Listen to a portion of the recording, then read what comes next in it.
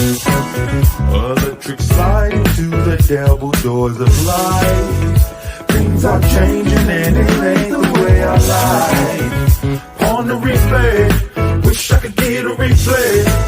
Don't mean to hold ya, but I wanna do over. Gas up the ship, shoot me a text and let me know when it is time. I wanna get off, I wanna get off. 1 star, would not recommend that we go far from here. I wanna get off, I wanna get off. Stop the world. A music podcast for the culture. Wild, wild thoughts.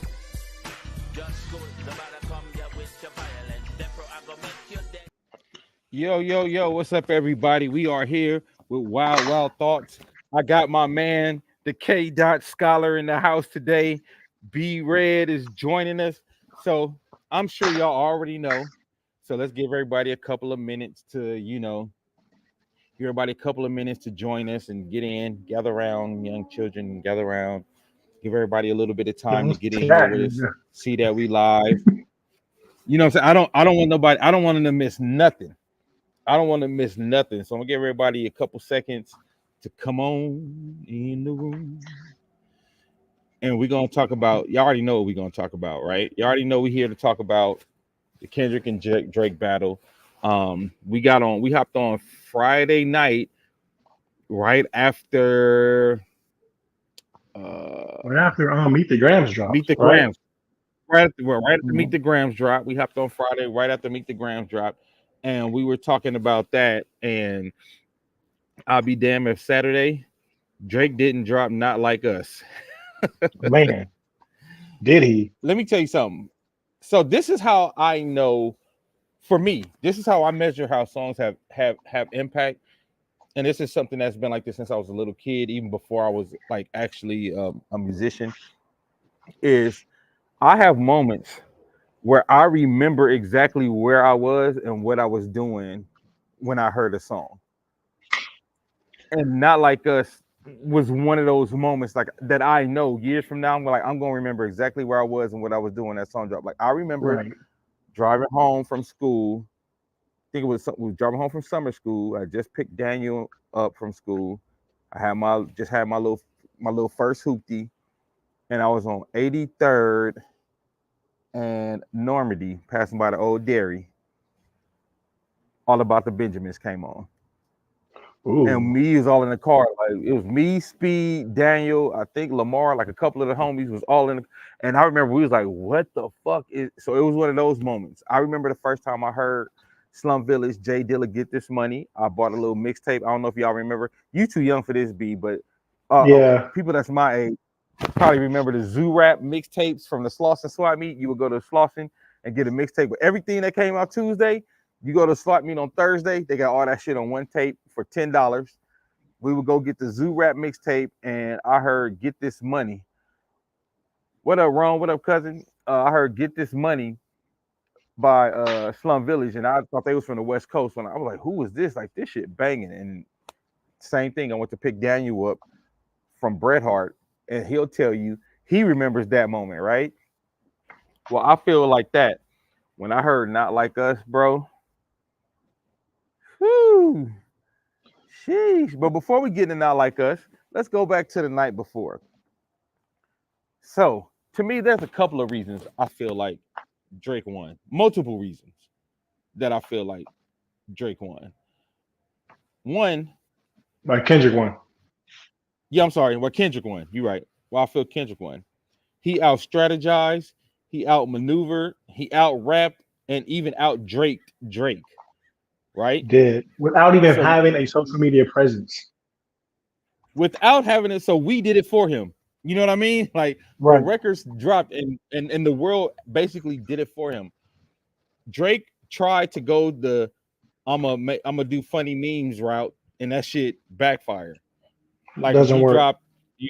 When he dropped Euphoria, he tried to drop that little funny video from 10 Things I Hate About You. I hate the way you walk. And first of all, I was like, that's the whitest shit, like comeback. Like it wasn't even like that was a movie for the culture.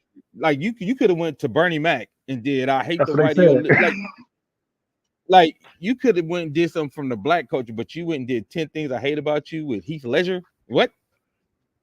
Right. What? Something that And nobody then even know what that movie is, bro. right, and then when he finally like dropped,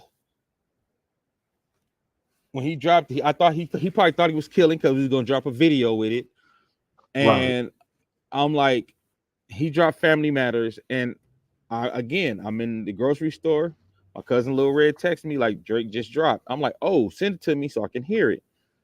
So I listened to it in the store, and I'm like, all right, I gotta listen to it again when I get in the car so I can really try to, dissect it, give it the attention it deserves. So I get in the car the second time, listen, bro, and I'm not exaggerating. I almost made it halfway through the second listen when Meet the Grams dropped. Did we lose you, B? I think we lost B. Did we lose you, B? You back? No, I'm here. Okay. I was signing into my email. I'm here. Yeah, I heard everything you said. You was like halfway through the second listen and then Meet the Grams dropped. Like halfway, and then so I go to Meet the Grams, and maybe I'm one of the few. I don't think I went back to Family Matters for a while after Meet the I Grams didn't. dropped. I didn't either. I couldn't. You know what I'm saying? I couldn't. Did you like? I went back and revisited. There was a dude. I wish I had his name because I want to give him a shout out. Who I follow on YouTube. Who every time a song come out, he would do a breakdown. He's hilarious. His breakdowns are hilarious. I'm gonna look for it whenever you start preaching, and Okay. so I could give him a shout out. But I was like, how you drop a diss record 20 minutes after the nigga drop his, and you're answering his record? That was unheard of. That was the first time it's ever been done. You're literally listening to diss tracks in real time, which like people don't understand. Like you couldn't do that during the hit 'em up days, right? You couldn't do that during the because you had to get a record, take over. you had to get a record out, you had to get it pressed up, you had to go through the label, then you had to go to the radio station, then it could drop. So it could probably be about a month before your answer could be heard. But now because of technology, what up, Rex? Now because of technology, what up, cousin? You don't have to go. You can literally drop it. But it was like he heard it before the shit dropped.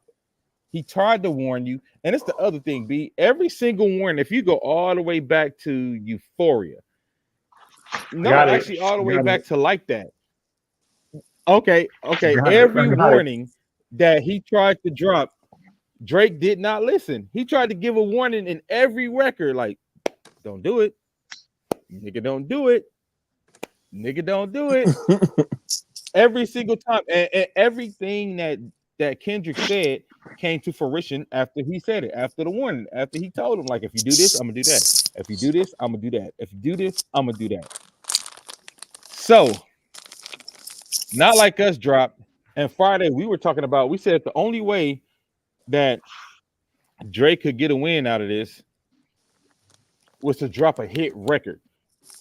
We said his only way out now is to drop a smash, even if it ain't a diss record, even if it's just a dope Drake record, one of his 1-2s.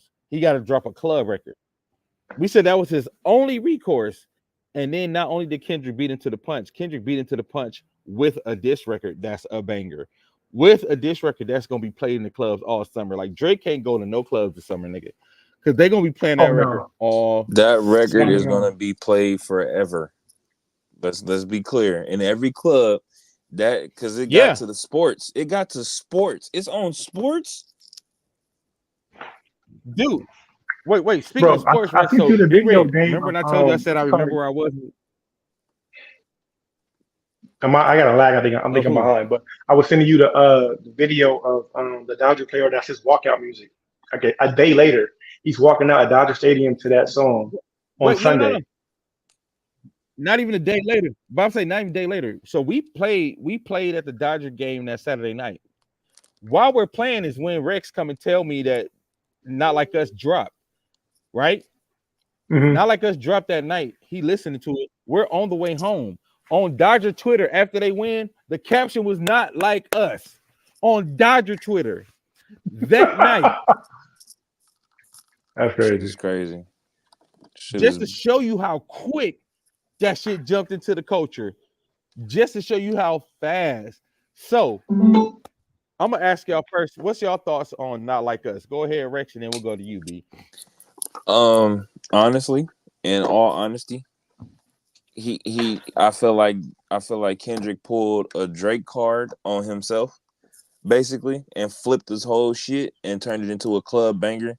And now Drake is trying to come with some weird I don't know what the fuck he's doing. But yeah, that's an all around banger, and it's not gonna go anywhere. Like, yeah, that's it. That's it. That's a hit. It's a hit. What you think, B? I mean, everything Rex said, I 100% agree with. But to take it a step further, is that Kendrick's been saying for the longest, like, you are an imposter in the rap game. Like, you go here, you go there, you take these sounds or whatever. I'm going to use my native tongue, my native sound from where I'm from, and use that because that's West Coast all the way. Mustard, the beat, the crip walking, just the vibe.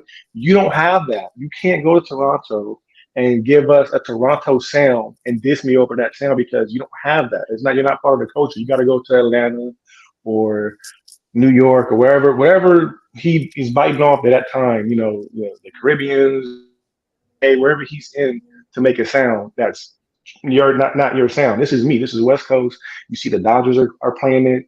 People in the club playing. You don't have that ability, bro. So this is what I'm trying to tell you. You are cosplaying as something and biting our culture.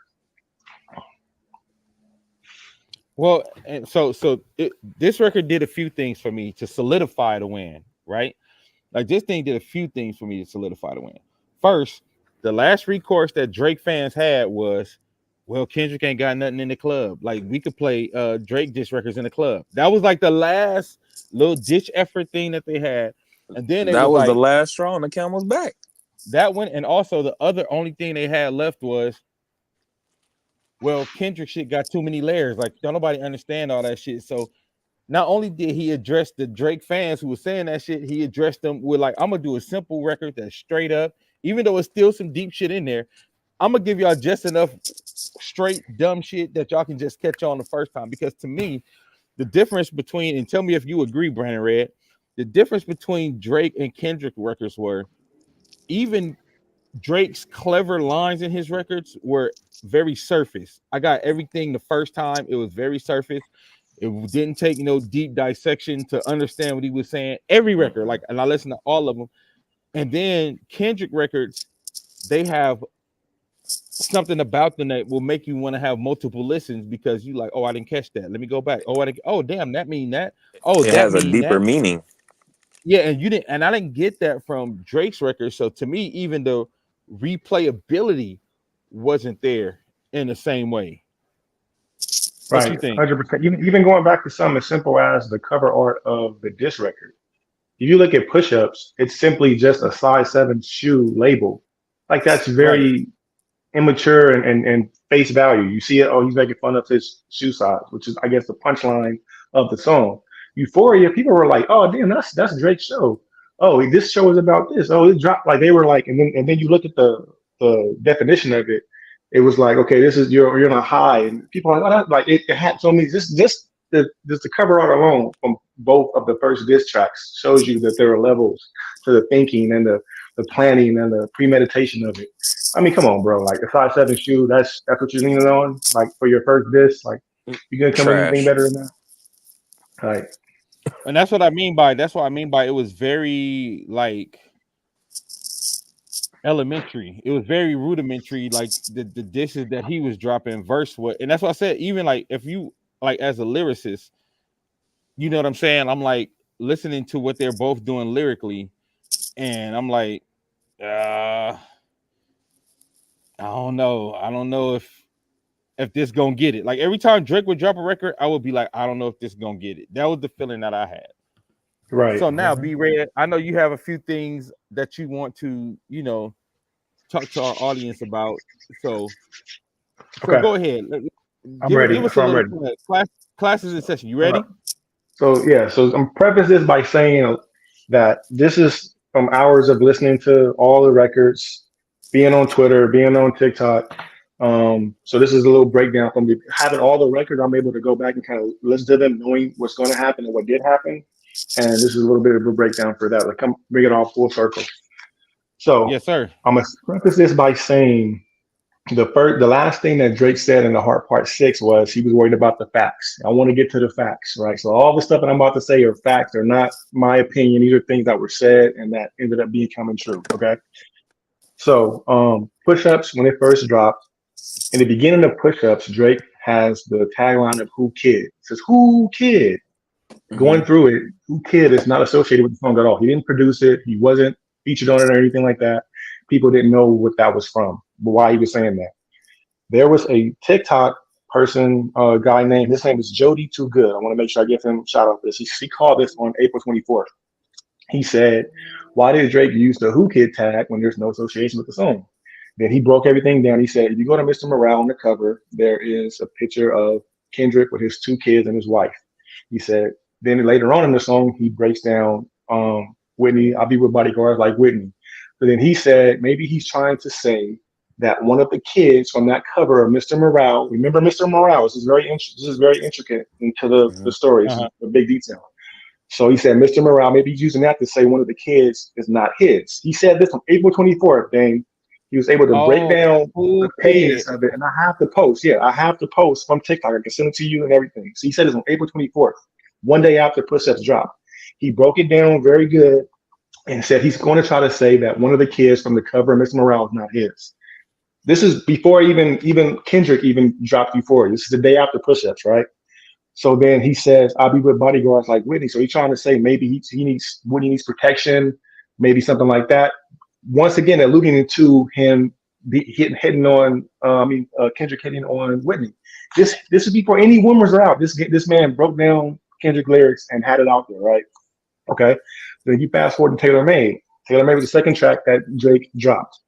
In Taylor Made, Drake himself was the first person via Tupac AI voice to hint towards him liking young girls. He said, talk about him liking young girls as a gift from me in Tupac's voice.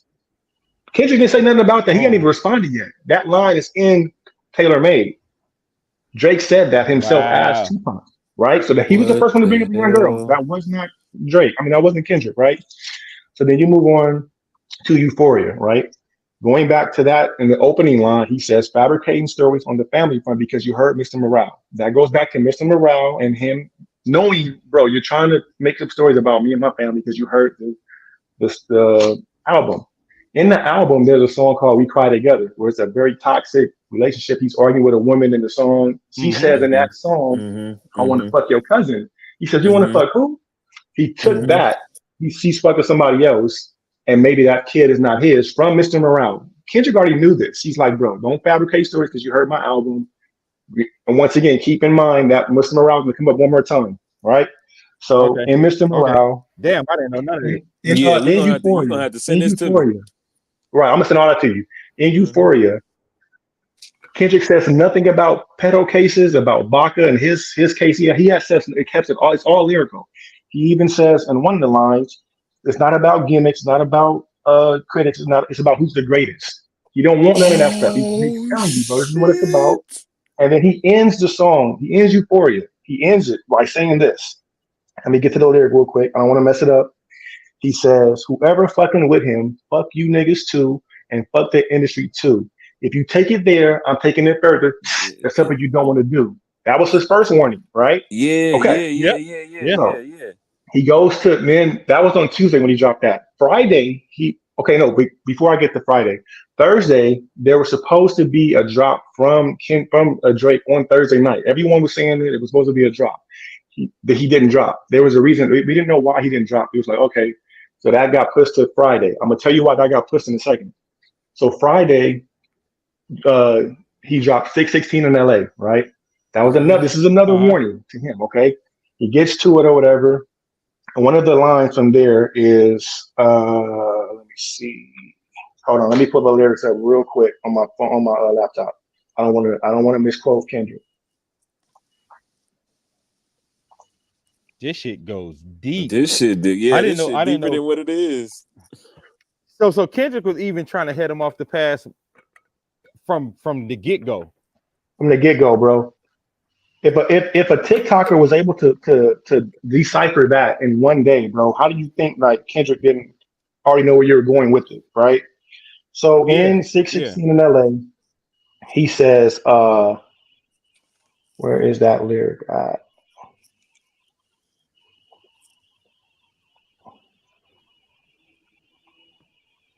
Okay, so he says, have you ever thought the OVO is working for me? Fake bully, I hate bullies. You must be a terrible person, right? So then, and then the next line is a couple lines after that. He says, it was all fun until you put money in the streets and lost money because you came back with no receipts, right? So he's telling you, like, I know you put money on the streets. You don't have proof of whatever you're going to say to me. You have no receipts. And we know that because later on, we knew that whatever he said about Kendrick, there's no proof of that, right? Earlier in the line, he says, harassing Ant, who is Top Dog. Anthony, I don't know his last name, but that's Top Dog, right? So he warned him in that song. Now, 616 in LA dropped Friday, right? Before I get to the next, what happened next, this is a very crucial part that I have heard nobody say, even on TikTok, Twitter, none of this. This is my own research. If you go back, I listen to all the songs from We Don't Trust You, We Still Don't Trust You. I've listened to everything multiple times. There's a song that The Weeknd has on We Still Don't Trust You was dropped April 12th, right? Way before Push-Ups even came out. His The Weeknd says in that song, where are my lyrics at? Let me get to them real quick. I feel like I'm in school. God damn. Right. It's funny. Troy Breeze just said A minor. I said, I don't know how many times I just literally be yelling that shit for no reason now. Facts. Me too, bro. Me too. So in the song All to Myself that came out April 12th on We Still Don't Trust You, before any diss track was dropped, The Weeknd says, they can never diss my brothers, baby, when they got leaks in their operation. This is his part that he's him dissing Drake in this. He had other lines, but this is one of I pulled from that. He said on April 12th, when they got leaks in their operation. He said, and you know, he's more tied into the Toronto scene because that's where he's from as well. He was said it before anybody ever said it that you got leaks in their operation, right? Okay, so Drake drops Family Matters on Friday, a little bit after Euphoria, right? I mean, after 616 in LA, right? The reason why he didn't drop Thursday because New Ho King, the restaurant in Toronto, was getting a bunch of like hype off of Kendrick's thing, right? They didn't have that scene recorded for the video. They recorded that on Thursday night. They went there, record. People saw him from Toronto, like they didn't go in the restaurant. If you look at go back and look at the video, they didn't really enter the restaurant. It's more of I'll call it a Fresh Prince of Bel-Air type deal where you see the outside of the mansion, but they really weren't in there filming. They were in somewhere else filming it. They went out, they filmed in front of New Ho King, all that stuff to add to the video and, fix it up and make it like they were at the restaurant to add more like, oh, he's at the restaurant now. He didn't go in. He was never there. He filmed it, went and added some like Chinese food or whatever in his house, ate that like he was in the restaurant. He wasn't there. They had to add that to the video, which is why it took a day extra for him to drop. Kendrick knew this, which is why he waited. No, he knew all this information because whoever's in the mode is telling him, bro, we're not dropping tonight. We're dropping tomorrow. We gotta film this, whatever. He knew all of that, right? So, and you can help me more on this. This is my theory too, Dame. Help me out on this, right? If you listen to the end of Push-Ups, right? The end of Push-Ups is the same beat as the beginning of Family Matters. Yeah. Now, when you record a song on a beat, can't you just spice it up and like take a part of the song you don't want and just have that weighted rating and then drop the other part later on, right? Yep. Kdot already heard Family Matters, which is why he recorded Meet the Grams right out. He had it to go. Like you said, 20 minutes after you listened to the first song, he was able to drop Family Matters. He already heard the full length of it, which is why he was able to go and do Meet the Grams right after, because the full version of that song was the whole disc was recorded. They cut it off at the "Don't make me have to do it, take it PG." They cut it right there and started it up when Family. So he already listened to the whole song, which is why he had Meet the Grams locked and loaded, ready to go. Right? He drops that. Right? He already had that, which is why he already was able to respond to the slaves on Not Like Us the next day. He didn't record that in the day. He could have. I mean, he can make up lyrics like that. He already had the slaves part recorded because he listened to the whole Family Matters throughout, before it dropped, right? Now, Drake thought Family Matters was a fucking. He thought it was the kill shot. That was his nuke to drop that. Oh, he thought it was a Day knockout. three. That was his He red thought button. that was Right. a knockout punch. Oh Right. shit! And listen to this. This is why. Okay, so these are things people missed in Family Matters. Right. He said, you proposed in 2015 and don't want to make her your actual wife, right? And so he's saying that they're not married, right? Then he shows two cakes, one that says co-parenting and one that says divorce. How are you saying they're getting the divorce, but you just said they weren't actually married? That's a contradiction in itself. People didn't catch that. Like, he's constantly contradicting himself, bro. You just said they're not married, they're getting divorced.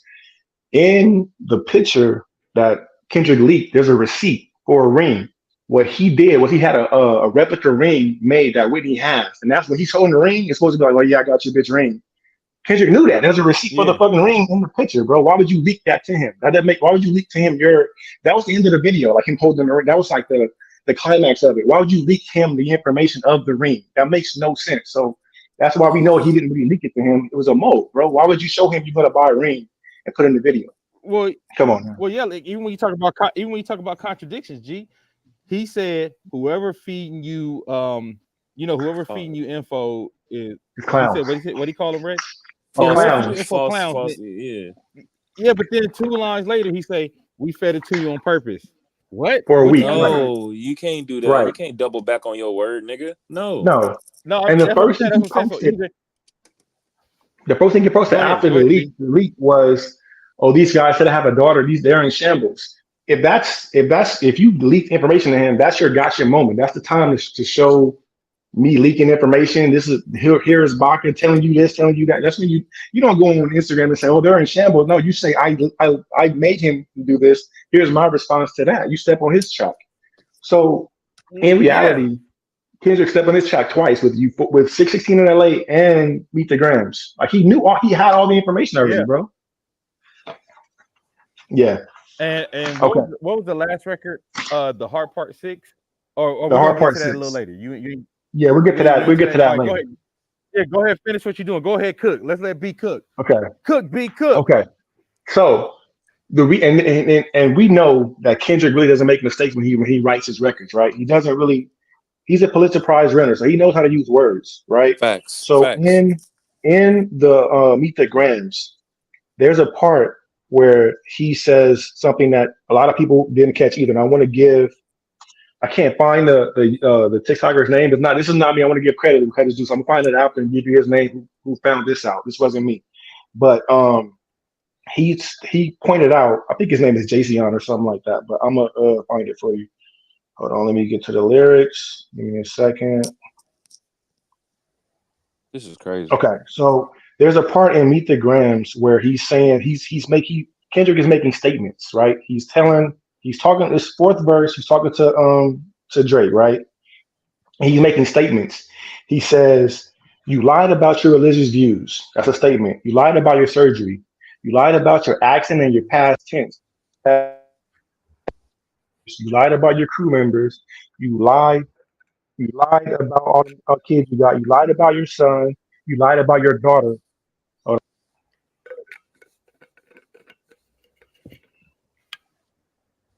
Hello, can you hear me? Somebody called me. All right, I'm back. Yeah. He says, you lied about your son. You lied about your daughter. Huh?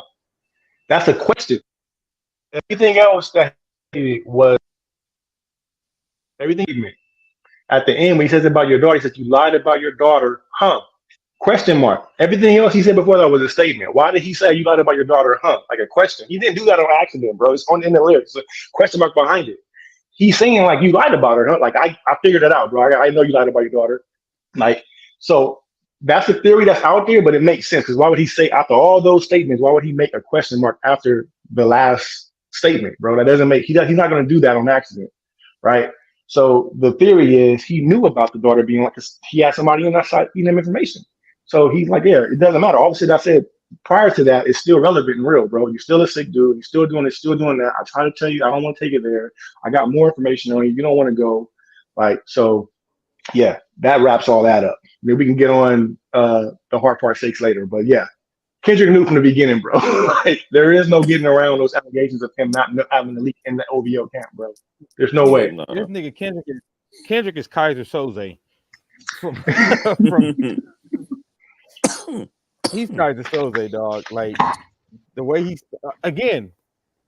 Like I said Friday, I said the only way Drake come out of this unscathed is if he just drop a monster hit, and then Kendrick did it.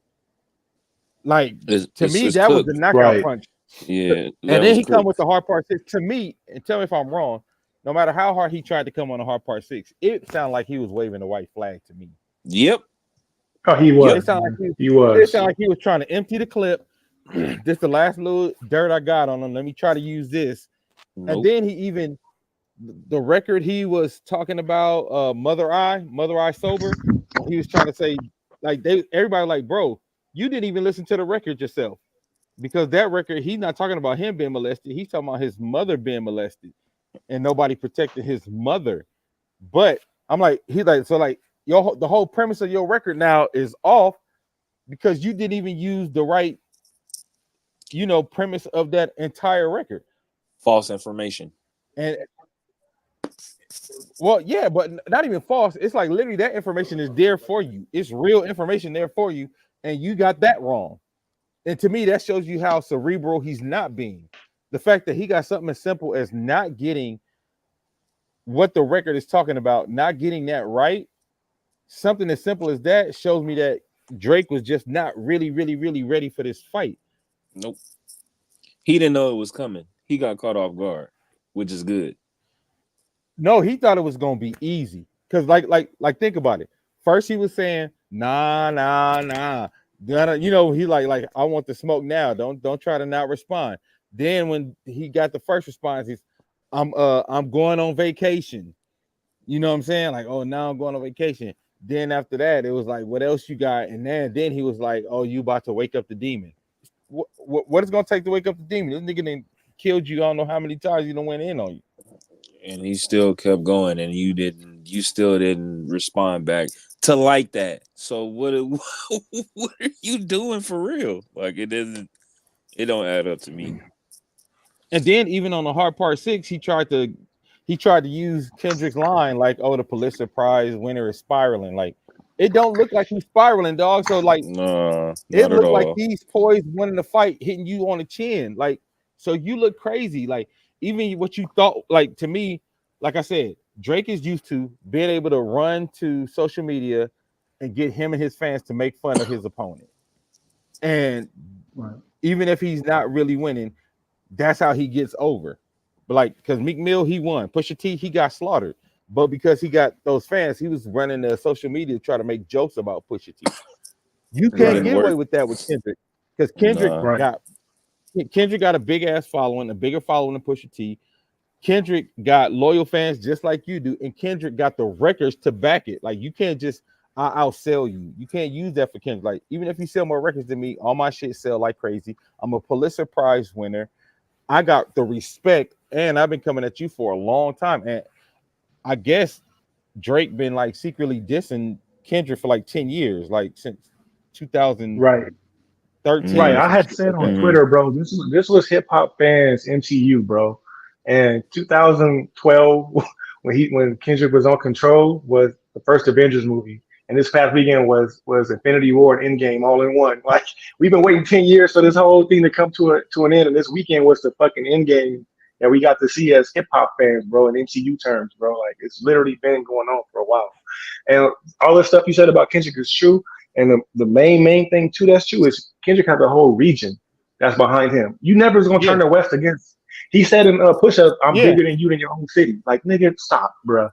You're not bigger than Kendrick. Your own city proved it because they playing your record. They playing his record in your city. Well, Van Lathan even said that. He said this again goes to show more of the disconnect that like Drake got. He said because Drake really believed that. Like he's like, no, nigga, you're big in Hollywood. You're not big in LA, not real LA. You're big in Hollywood. He's like, you're not bigger than Kendrick. He said, but that shows you that disconnect that he really believed that. Right, brother. I have a theory on Pusha T too. I'm gonna get to later on too as well, bro. Do y'all think Drake try to come back with another one? Yeah. But answer this question first. Do y'all think Drake gonna try to drop another one? No. And that question actually is a good segue into why about Pusha T. I don't think he's going to say nothing else. And the reason being because now his labels, he's dropping shoes tonight, which I don't know if you know about, if you heard about that. But Yeah, Drake has yeah. his shoe release tonight.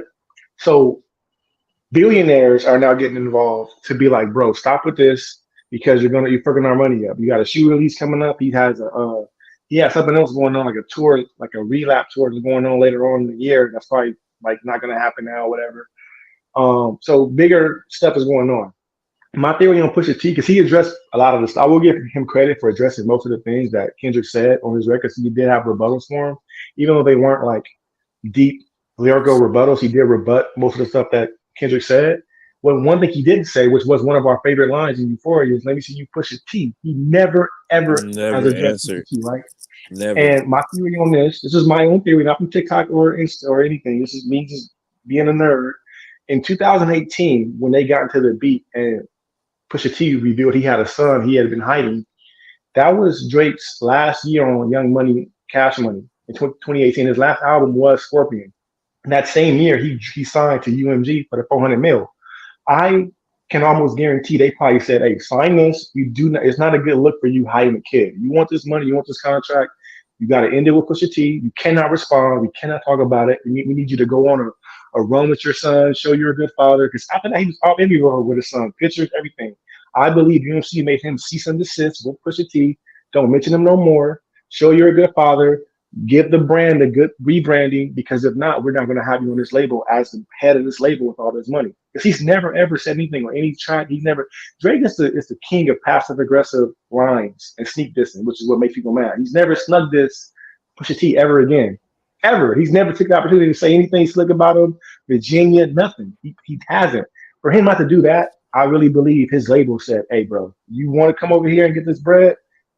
Pusha T is out of it because he made you look bad now being a good father," and that's why he's never mentioned him again. And the same thing I think they're saying about Kendrick. They like, leave Kendrick alone. He's making you look bad. Leave this man alone. And I know he got more records, and I think they're trying to see, like, you know, if Drake gonna do or say anything. I think they're telling him not to say anything. I think they're telling him to lay low. Let us do PR. Let us figure this out. And yeah, but don't say nothing to him because he's never addressed Pusha T. The only thing he did was he went on LeBron's The Shop and said, "Oh, if I would have said what I wanted to say, it would have been too bad. I didn't want to take it there." He was being, that's all he ever said. He's never gave any other sneak little jabs at Pusha T. He's never mentioned them again because I think he was told not to. Well, because Pusha T was killing him though. Like when Pusha T dropped that record, like Pusha T again, you talk about just strictly rap. Even if you're not talking about the salacious shit, if you're not talking about the T, as they say, Drake can out rap Meek Mill. Drake can out rap. He can't out rap Pusha T, and he cannot for sure out rap Kendrick. So if you just take it strictly based on talking about just the art, and that's what I was trying to tell people. I said the art. Take away the records, take away the Drake got all the hits. If we talking about battle to battle without all the accolades, just niggas rapping. And that's not to like Drake ain't trash at rapping. I'm not saying that, like, but rapping head to head, you're not out rapping Kendrick. Like Kendrick has done a song that he only did like on a talk show that one night and never did it again. It wasn't even like a song on the album or nothing. What? Like, yeah, like I'll send you a couple. There's a couple times he did Untitled, which he ended up recording them later. But when he did Untitled the first time on Jimmy Kimmel, like, or is it Jimmy Fallon? That record wasn't out. He wasn't he was actually promoting the damn album. And then he did this record, and it wasn't on no platforms. It wasn't on, and I'm like, to me, that's the art. It takes a true artist to take a risk like that and be like, I'm not gonna do nothing that's from this album promoted. I'm gonna do this record so people could. I feel like Blue Faces. There you go, Troy Breeze. Thanks, Troy Breeze said Blue Faces. Look up Blue Faces live. He did that record. That's not on any albums. He ended up doing like a recorded version that you can probably find on YouTube, but he did that record live on a late night show, and it was crazy, and you never heard it again. And to me, I don't think Drake would have the balls to do that Oh hell because no. Drake is like, I'm trying to sell records, I got to do. But you know what I'm saying? Again, it's not a knock on Drake. I'm just talking about the difference between them as artists, and Yeah. and what is the art, where the artistry comes into play, where you're battling somebody, where you're going up against somebody. Like you would, I think you might remember B Red. You was on the podcast Friday. Like I said, Andre 3000 started wearing all that weird shit because he wanted somebody to say something about him wearing dresses and shit so he could battle him. But because niggas then knew his artistry, nobody would say nothing. I think Drake made Right. the mistake and thought his crown was invincible. He thought he couldn't be taken down because I think he's been annoyed since Control for sure. He's been annoyed that Kendrick has been like, nigga, no, I'm number one. I ain't sharing it with nobody. Since Control, Right. he's been annoyed, even though he's selling more records and all that. It's been like bothering him. So then when Drake dropped Like That, the verse on Like That, I mean, when Kendrick dropped his verse on Like That, yeah, I think Drake was just like, okay, I got to go get him now. But I don't think he was fully prepared for what he was getting into, because I don't think he understood how much deeper and how much more substantial Kendrick's music and lyrics are. I'm talking about now, we're talking about Kendrick's albums versus Drake's album. You know, like I'm talking about like the subject matter, the way he talks about it, the rhyme patterns. He's a real poet. You know what I mean? Like there's a difference in the level of artistry there. And I think Drake didn't appreciate that when he got into that battle. I think he probably might appreciate it now.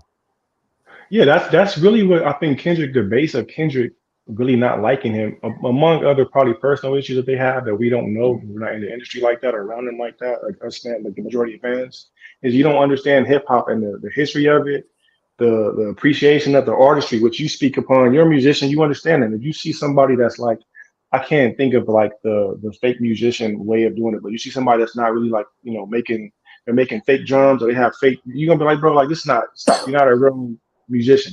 You take more pride into it when you're really into something like that. So he got on top of that. Right. And Drake has history of not being able to keep up with like real rap artists. Like, I don't know, most people don't remember, but he got into a beef with Common.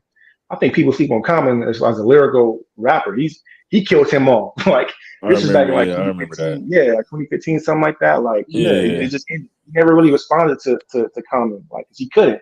When Common broke him down lyrically, he wasn't able, and that's always kind of been a because Common dissed him at a live show. He was rapping and he dissed him in a live show. They got it on YouTube. Yeah, he did, and Drake never. And I think that's always been Drake back in Drake's mind, like his insecurity of not being a real rapper, the ghostwriting rumors, he's a pop artist type. So he took this as, I'm ready, I'm about to get Kendrick, and he went after the wrong person. Like, there's not the person to go after lyrically if you're going to try to prove that you're a real hip hop artist. Like, it's not. And like Dame said, he's not a bad rapper. I think Drake's delivery is good. I think some of his punchlines are witty, but he's never made me think. Like, his shit is just very surface level, like you said earlier. It's not like I'm thinking about his shit. Like, even I love Lil Wayne. Lil Wayne shit, he can make some witty metaphors, but the shit is not like, real G's move sounding like lasagna. Like, it's a dope line, but I mean, it's not nothing for me to think twice about, bro. And like Troy Breeze said too, like, this also has exposed his connection to the culture versus Kendrick's connection to the culture. Right. You know what I mean? And I said that when I heard him make that he's still rapping like he's trying to free the slaves. When he said that line, I said, you just proved Kendrick's point. You just proved Kendrick's point that you are not connected to the culture. If you thought that was a dope line and nobody around you told you, I don't know if you should say that line, bro. Right. And then the nigga whole verse, again, Not Like Us, is a banger, but he has the whole verse where he sets the punchline up and give us the history to call this nigga a colonizer at the end. I mean, brilliant. Dame, is there ever a verse that, can you think of any, and I know you know more about music than I've forgotten. Has there ever been a verse in hip hop or R&B that was set up from the beginning of a verse and then a punchline at the end of a verse like that you can kind of like use as a example? Like, okay, he set this up from the very beginning and then spoke, and then at the end of it is when you get the fucking punchline. There is. What And up, I'm gonna V? think of it while we What talking. up? What a V Only Ray. one V I can Ray think just of, joined babe, us. and tell me, Dang. tell me if this is a good one. Is and we kind of knew what he's talking about. Is Common talking about I forget the name of the song. He's talking about a woman, but he's talking about hip hop, but it's a woman. He uses her as a woman. Like I love this woman, Oh, I used and to love then her when he was just nice to yeah, you. I used to love her. Yeah, right. yeah. So the whole time he's like a woman, but we find out it's about hip hop after. And then Kanye sampled it later for Chicago. That's the only thing I could think Yeah. of. That's like these niggas set something up. In the end, we found out it wasn't what they were talking about. But the actual punchline of the verse at the end of it, I don't think I've ever seen that. Not the way he set it up. Not the way he set that shit up where he was like, stick with me, and he go through the whole real nigga challenge, give you the history of Atlanta first, of like how they colonized Atlanta first. Then he goes to show specifically how Drake culture vultured Atlanta with each artist. Like, oh, you got on with 2 Each Chainz, you got on artist, he with Lil called them Baby, you all got on out. with 21 Savage. You're like, nigga, you ain't a colleague, you a fucking colonizer. I was like, sheesh. So again, brilliance even in a club diss record, which I don't Right. think we've heard that kind of brilliance since No Vaseline. Like No Vaseline to me, and this is why I tell people no record to me has topped No Vaseline. No record has topped No Vaseline for me yet, because No Vaseline to me is the only diss record up until this point, and Euphoria probably is the closest now, that it had no throwaway lines. Like most diss records, there's like a line or two where you like they just trying to rhyme with the last line or get to the next line. If you listen to No The Vaseline, bro, fillers. from the The beginning fillers. to the very, there's no fillers in No Vaseline. Every line is like like every single line, and like Fuck all y'all. nonstop. And that's to me that's why no diss record has beat No Vaseline yet, because I'm like, this is to me the only diss record that has no fillers. But I feel like Euphoria might be the closest to being a diss record that actually has no fillers. Right. So And I would be Euphoria is definitely honorable in my mention to top 5. Eminem's Kill Shot at MGK. It didn't have a lot of, to me, it had no fillers in there. Eminem's very precise in his Yeah, lyrics too. I don't Yeah, know. Yeah. It's he went very crazy honorable on there. mention. Yeah. Yeah, he went crazy on yeah, that. Yeah, yeah, that yeah. dude. And again, like I said, the hits that Drake been taking all weekend to come back with the Heart Part 6, I'm like, I feel like he knew he lost. He didn't even pick a beat to feel like he won. That shit didn't feel victorious at all. It No, was not at all. mellow booty. It was That nigga trash. sounded I ain't sad. even. Yeah, he Yeah. sounded sad. He sounded defeated. He sounded exhausted. He sounded like he didn't really want to do the record. And Like, then at the end of the song, he was just talking. It was like, yeah, bro, you done for it. It's you cooked. Yeah, just call it quits, man. done for. V Ray, give us your thoughts on Not Like Us and the Heart Part 6, because we finished talking about the other ones Friday, but we didn't get a chance to get on since Not Like Us and the Heart Part 6. Well, I thought the Harp part 2 was pretty cool as far as the track. I know it wasn't like some riding in on a chariot kind of shit, but I thought the track was cool, and I think he did some of his better lyrics or delivery or something about it seemed more genuine than the other shit that he had dropped during this whole battle thing. But I mean, he got smoked. I mean, there's no doubt about it. Plus, the nigga kind of put his 2 week notice in the fucking lyrics and shit to say he didn't want no more smoke. But he said, just like I was talking about last weekend, where a motherfucker's getting his ass whooped and leave the fight like, you got enough, nigga, with nose bleeding and shit, and say I all fucked up, and you asking the other nigga if he's tired of getting his ass whooped. That was the way that I felt like Drake went out with the lyrics. But I mean, honestly, dude just murderized him and shit on every release. Every single release there was Every something release that would have been anything but get your parachute and jump out the plane, dude. It's like you lost, and it's simple as day. Now, personally, I'm tired of these motherfuckers now and shit. I'm ready for some other shit to happen, because it's like, how many times can you watch the same ass whooping and still be like, oh, every time it's like, okay, hit him in the face with a brick again. Like, wow, just like last week and the week before. Well, that's why when I heard Not Like Us, I said I feel like this is Yeah, I said when I heard. Yeah, I said when I heard "Not Like Us," I felt like Kendrick was really. This was the victory. Like he dancing over his body at this point. Like it wasn't even. Exactly. Exactly. You know what I'm saying? Like Pissing at on his that point, it wasn't grave. even about the battle no more. Right. Yeah. I feel like "Not Like Us" really just pissed on his grave. Like it's not even about the Right. battle no more. Like I won. Aha. You know what I'm Yeah. saying? And Like then that's and what then that's what "Not Like Now Us" you video doing felt for the like. gram and shit. Got famous. his burial plot in the background, taking pictures and shit. So I don't know, but like I said, I'm done. I loved it, and it was. I think it was good for hip hop, despite what Questlove and other niggas were saying and shit. But I'm just ready for another record. Kendrick, if you got some other shit in the chamber, put that shit on another album, like on the album, and put some other shit with it, and you know what I'm saying. Change the names to protect the innocent and keep it moving. You go out on top. You know what I'm saying? There's no need to keep going. Now Drake, on the other hand, I bet you he's rethinking his whole shit with what his next movie is. Now he's like, oh, I was gonna rap with Lil Yachty next, but now I'm on blast about that shit. So I can't go there. Now I gotta make a record, make a regular Drake record, and just be in your lane and own that lane, because he really did own that, that pop clubby, with that special effect joint on his vocals when he switches to singing. All that's all Drake shit. Do that, bro. You the king of that, and be great.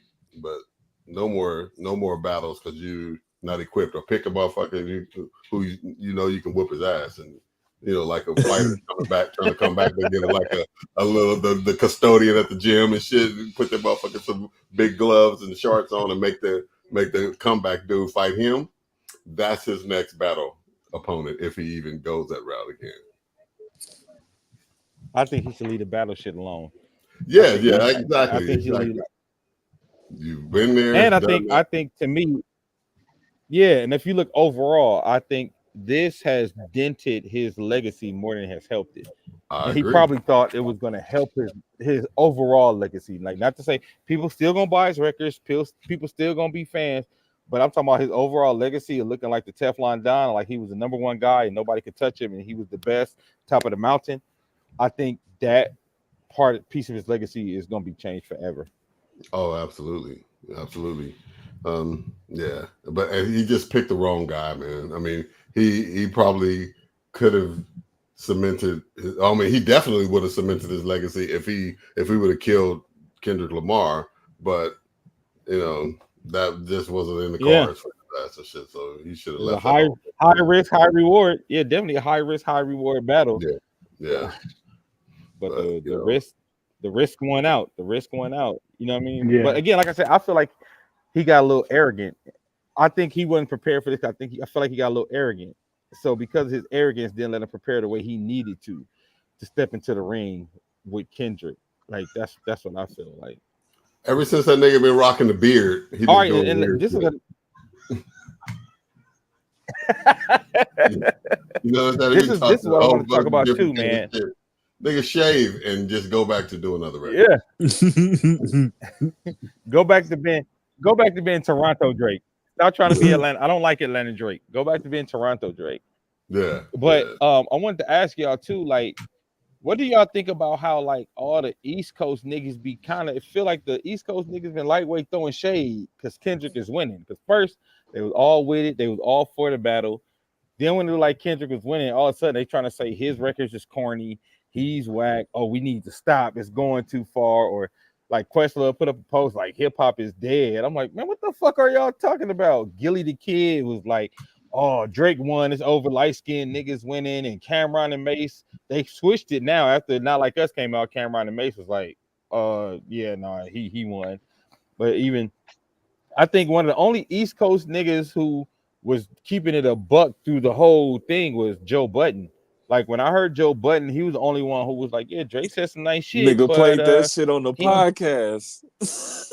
Yeah, he said Drake was saying some nice shit, but he was going record by record, dissecting it, and he was like, y'all know I don't really fuck with Drake. He said, but I'm trying to be as objective as possible. And he said, but when Not Like Us came out, he like, bro, that's it. That's it. But I've been seeing like a lot of like that East Coast shade been sliding back out there because the West is on top and Kdot is up. I was like, oh, that shit's still there. I thought we was done with that shit. But have y'all seen any of that? And what are y'all Nah, thoughts on that? Like, it's 100%. The fans in like East Coast are out, are kind of Kendrick got fans in the East Coast, but like the hip hop heads, like you said, Gilly, Cameron, Mace. I saw Fat Joe. I saw a couple other people that I probably worked with Drake or maybe want Drake on their podcast, kind of rocking with Drake, even like before Not Like Us with Euphoria, and comparing Euphoria to Push Ups, it wasn't close, bro. Like I don't just lyrically, like I don't understand how people were saying Drake is up all Push Up. Like everything he said was, like you said earlier, Dame, was elementary, basic, going out the man's height, his shoe size, little sneak distance. It wasn't nothing. So then he comes out with Euphoria, and East Coast rappers were saying, "Nah, Drake is up." What this slow song? They don't understand like how to. I don't know. It's weird. Like they don't know how to create a song. Just the slow start was a knock against Kendrick. Like how is that a knock? It was one verse, the slow, an intro, the mid, and then the climax. I don't understand what was wrong with it, but like you said, it's that East Coast bias. It's with us with everything. When it comes to sports, when it comes to hip hop, when it comes to style, like everything. Like just being a college fan, USC and UCLA doesn't get a lot of play in the East Coast when it comes to those sports. So it's always Lakers don't get a lot of love in these. It's weird. It's a weird thing that we get hated on by the East Coast just in a majority. And I don't know why. It's just they don't like us. They not like us. Kendrick said it. I was just like, they not like us. They not like us. And I was tripping. But it's funny too because this also has had the side effect of like reuniting the West. It seems like. You know what I mean? Like it had the side effect of getting the West Coast all back on the same page. Like, oh, we all finna say fuck him. You know what I mean? Like, I don't know, man. Like you said, V-Ray, I think it's over and it should stay over. I don't think Kendrick gains nothing by killing him more now. I don't think Kendrick will gain nothing by murdering him even more. Yeah. You know what I mean? Like, this desecration of a corpse at this point. Like you already beat his ass in the cell. You already beat his ass in the cell, drug his body out to the middle of the yard, let everybody know who's king. Like they said on Life. All right, now the man's had enough. Man's had enough of it. One real quick, man, before I forget it. I think was it V-Ray or Rex? One of them just made a point about shaving his beard off and then going back to Toronto Drake. I said years ago that Drake should have went back. He should have kind of went off Flow Rider's style because Flow Rider, you remember, he had a moment in hip hop where he was kind of like here with hip hop. Really wasn't working like that. So he took the EDM route and he's still big. He's still making records. He's still doing EDMs. He's still selling out. I'm not telling Drake to just leave hip hop completely, but find your lane and stay there. Don't keep trying to bounce from Houston, Atlanta, Texas, to the Caribbean vibe. Just don't be a poser. Yeah, pick a lane and stick. Like nobody talks about Flow Rider. Flow Riders are very successful. He's still touring and everything, but he's found his crowd. He's found his niche, and I don't think Drake ever found that. He kept trying to just do things and take out different things. And every album he listens to is different. He doesn't have range to do that. Just look for a route to stay relevant. He ain't got to look. This dude's he's been fucking selling millions of records and shit. Just quit trying to I think he's trying to expand his market and be relevant with a younger crowd and all that. Because Drake, he's been around, for a minute, right? So it's like, you got your crowd. You just appeal to them. The records that you do, it's always some spillover anyway into other markets, other genres, other age ranges and shit like that. Just be consistent in the shit that you specialize in. You don't have to reinvent yourself. Just don't reinvent yourself for the sake of doing it. Like partnering with these other rappers whose styles are drastically different from yours and trying to rap their style and use their slang and shit like that. Then you look like just what you got exposed about from Kendrick, really going in detail and addressing the shit. You already were winning, so why the fuck would you You know what I'm saying? Do some different dumb shit. That's my opinion. I ain't saying That's what I said.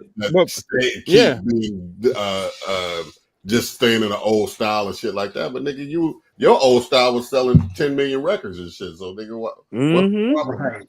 Right. Anyway, the math was already mathing. So. Yeah.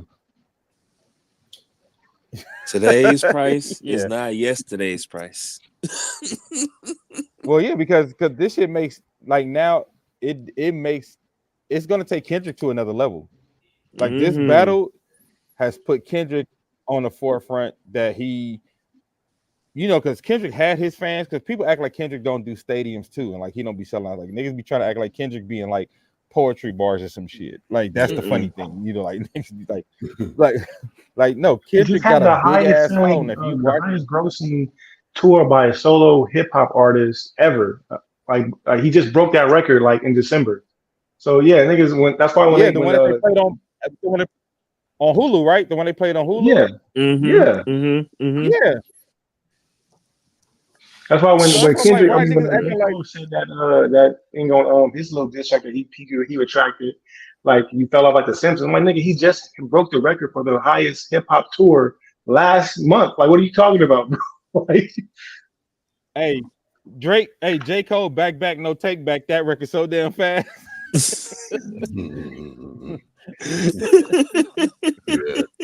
That nigga J. Cole like not it. That's the smartest thing he could have done too. Look at the aftermath. Dog. You have to think about it. Think about how this shit would have went down if Kdot would have went at Drake and Cole at the same time and took them both down. You talk about Teflon. You talk about untouchable. That nigga would have been legendary. He already legendary for Not Like Us, but I'm talking about that would have been another level. Like this dude is unfuckwittable. Somebody said they feel like Kendrick. Somebody said they feel like Kendrick called J. Cole and said, "Don't come to school tomorrow." the mass shooter, like, hey, bro, hey, remember the niggas talking shit, bro? Hey, nigga. Don't come to school tomorrow. Don't come to school tomorrow, dog. Everybody get it. Yeah, I'm telling you, don't go to school. I don't want you catching these strays. Yeah, no strays. Yeah, but man. to Red's point, go ahead. No, go ahead, V. I wasn't saying that. Go ahead. I was just gonna say to Red's point that Kendrick ain't lost no fans. Honestly, I don't think that Drake has lost fans. Like the people that the ride or die niggas that have been on him from the go, they sympathize with him right now. They're not like, Drake got smashed, fuck him. You know what I'm saying? So if he digs into his real lane, I think he'll be just fine. I mean, he may even get some new sympathy fans. His fan base is crazy. I was gonna say his fans are like, what Kendrick said wasn't even true. How could he win when it wasn't even true? And let me address this. Let me address this real quick. Man. Going all the way back to the Juice Crew, Boogie Down Productions, LL Cool J. Every single thing said in the diss has not been truthful. Every single thing has not been something that has not been exaggerated. Like, where's this new litmus test of like, if it ain't true, it don't count coming to record? Like, sensitivity. Do you think Jerry Haley really stick a broomstick up ran ass? No. You ever seen JD in the karate class? As far as we know. Right. Right. But I was like, what is this new thing where they're like, if it's not true, then it don't count? Like, academics, stop glazing, son. Like that like literally no rap battle has been like, every single thing I say is gonna be autobiographical. Stop every kissing single thing him I on say his cheek and his neck, nigga. Relax. That's like, fan faith. That's that beehive shit. You know what I'm saying? The Drake beehive. Yeah. So that I'm like, how y'all trying to break the rules of engagement? Yeah. So that's exactly what they is. Right. Engagement. He come back with another one of them singing, rapping joints. His fans would be like, see, that's that shit that kills Kendrick Lamar every time. Like, yeah, okay, well, buy 1 million of them and go for it. Excuse me. Yeah, man. Well, yeah. Any other? And you know what? Real quick, man, before we get off, bro, I just got to give props to Kendrick one more time because every diss track had a different sound to it. from Euphoria to 616 in LA to Meet the Grams to They Not Like Us. It's like he showed his range that Drake just doesn't have. Because 616 in LA is very soulful, bro. I love it. It's one of my favorite, even though it's very simple, just the soulfulness of it. And then Meet the Grams is fucking creepy. I can't listen to it like just like at Man, night. I can't either. Yeah, no. This shit is creepy, and it's telling. It makes you. It puts you in just you really feel what he's saying. And then of course, They Not Like Us is a fucking banger. Like, what do we like? Drake, he really shows you, like, nigga, I do this, bro. Like, you think, and what's funny about They Not Like Us is that fans always are saying, like, oh, Kendrick can't make beats. He's like, y'all niggas want some goofy ass little shit. I can do this if I wanted to, bro. I choose not to. Like, I'm trying to like be deeper than what, surface level type shit. I can make it bang if I really wanted to. They said, I don't know if I said this earlier, thing, and Mustard said he didn't even know. He heard when we heard They Not Like Us. He said, I've been sending Kendrick beats for years. He's never used them. He called me and asked me for the stems. I don't know what stems are. He said he called me and said, where the stems at? And then he heard the record when it dropped. So the stems are like the track separated out, so he could have like put the drums where he want them, put the keyboards where he want them, put the horns where he want them, and he could cut it up, cut the track up to like fit his verses on and stuff. And I wouldn't know that, bro. I don't know nothing about music, so I that was on Mustard's page. He had no idea what he's like. I've been sending this nigga beats for years. He just called me like, hey, bro, send me the stems for this record and this record. And when he dropped it with us, he heard it. And he's like, I'm a fan like yo. I didn't even know you're using my record, bro. Like, he had no idea. It's funny that bro. It's funny that he never used his record, but he be like, you know what? I'm finna give these niggas what they asking for. Exactly. Y'all go through that mustard. Y'all go through that mustard folder because it crazy. It sounds like that beat was made for that to be a diss record. Yeah, the way he for did real. It, yeah. that beat because mustard shit usually ain't got that much like. Nah, no beef type of like no you know how beats, thick like that shit with the horns like mustard. Yeah, like that shit. So it sounds like that shit was made for Kendrick to do that on, which is crazy. But like you said, it just goes to show you how good Kendrick is at doing this. And like to your point, be read about every song sounding different. Think about the amount of different flows and styles this nigga has used on every single record. Bro, the cadences, the delivery, the inflation in his voice, like he uses his voice as an instrument. Every like record. It's crazy. Crazy. Yeah, that just separates the real from the fake. Surface rappers and surface performers, and you know what I'm saying.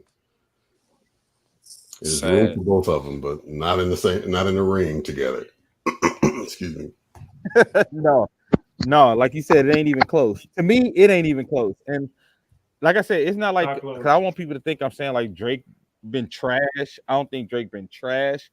I just think you're up against somebody who's way out of your league.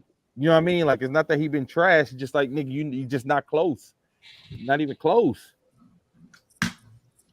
Right. But, like I said, that's the difference between artistry and, you know what I'm saying? Like again, like when Drake first came out, he was rapping his ass off, but he, like V-Ray said, he had found his lane in that pop world, which ain't nothing wrong with that. But when you an MC, you can't just jump back into the battle game if you ain't been sharpening your knives for a while. And I don't think you've been sharpening it. And people forget, man, this nigga Kendrick came up, and these niggas in the studio all the time trying to out-rap each other. Schoolboy Q, Ab-Soul, J-Rock, like monsters. So you talking about iron sharpening iron for years. He's around monsters trying to get on, like if y'all on the same label, y'all probably trying to get on the same beat. So niggas trying to out rap each other on the same beats. Like he has like a different level of like competition around him that I don't think Drake has in regards to literally just rapping. Like I said, I want to talk to people about. I'm just talking about rapping. You know what I mean? Because you think about Young Money, Cash Money, bro. Who's on the label other than Wayne? What you got? Lil Twist, Tyga. Yeah, who the other dudes on Make Your Bed Rock? They ain't been on shit else, right? Right. Mac Main. What's that nigga? Mac Main. Yeah, but even like so, if you say Mac Main, Tiger, Lil Twist, Wayne versus Ab-Soul, J-Rock, Schoolboy Q, and Kendrick, even there, it's like I said, that's like they got different levels of sparring partners. Your sparring partners are on a different level. So if your sparring partner is Mac Main and his sparring partner is J Rock and Ab Soul, like his iron gonna be a little sharper. Because I went back, it's crazy. This battle made me go back and listen to some old Ab Soul shit. And I was like, damn, Ab Soul was on some shit way back then, like some super lyrical shit before niggas on the West Coast was really, like it's like you got like 4 little corrupts over there at TDE. You know what I'm saying? So, hey, like V-Ray said, it was good for the culture, but Kendrick need to leave it alone. Go home, Roger. Just leave it. Yeah, I think he'll take the cue though. I think especially to the extent that he's going in on dude, that from his just entertainment industry acumen, I just see him pulling back and saying, this nigga's flatline, so I'm on to whatever's next. Yeah, which I hope it leads into another Kendrick album. Like I'm sure it will, and I bet you toured this summer too. Yeah, this is you got to you got to capitalize. Yeah, when Cat Williams flamed all the fucking comedians and shit, almost every one of them motherfuckers is out on tour right now and shit. Whether he said something about it or not, he just breathed new life into the comedy industry. You know what I mean? So everybody did. He really did. Shit is big right now. I went to that comedy show after the Dodger game the other day. Yeah, you know what I'm saying? Oh, speaking of which, yeah. Before we get off, did any of y'all get to see the Tom Brady roast? I didn't see it yet. Yeah. I saw y'all were talking. I got to see some highlights. That joke crazy. Y'all gotta watch it. Hey, you talk about Kevin Hart that found his funny again, dog. Yeah. Sheesh. I mean, I feel like everybody except Nikki Glaser, when she was killing Gronk, bro, I was like, literally, I'm legit. I ain't laughed out loud like that in so long. Like, right. I'm laughing out loud at whole, like 5 minutes in when Kevin Hart starts going, bro, I'm crying. And I'm like, this is what I feel like how you talking about comedy got new, like how we feel like this breathed new air in the hip hop. I feel like Cat Williams breathed new air in the comedy. I feel like this was like a result of that because everybody was going ham, they was going hard. You could tell people wasn't scared about getting canceled with the jokes and shit they were saying. Like I ain't heard people go all out like that in a minute, yo. It was good. It was good to see. It was good for comedy. It was good for entertainment. I heard it's long as shit though, huh? Just like an hour. 3 hours. Like an hour. Oh, like damn, an hour and 20? 3 hours? No, it's 3 hours. Oh, damn. I didn't watch all of it then. But it's worth it. Yeah. Yeah, I'm gonna have to check it out. Yeah, it's 3 hours. Yeah. I'm gonna have to check it out. I'm gonna check that out. Check it out. Let me know what y'all think. I want to talk about that on the next show. All right. We about to head out? Kevin Hart was back on his game. Yeah, I'm about to head out, man. So all right, before you go, we gotta do it. Thank everybody in the comments. Oh, we got, hold on, wait a minute. All right.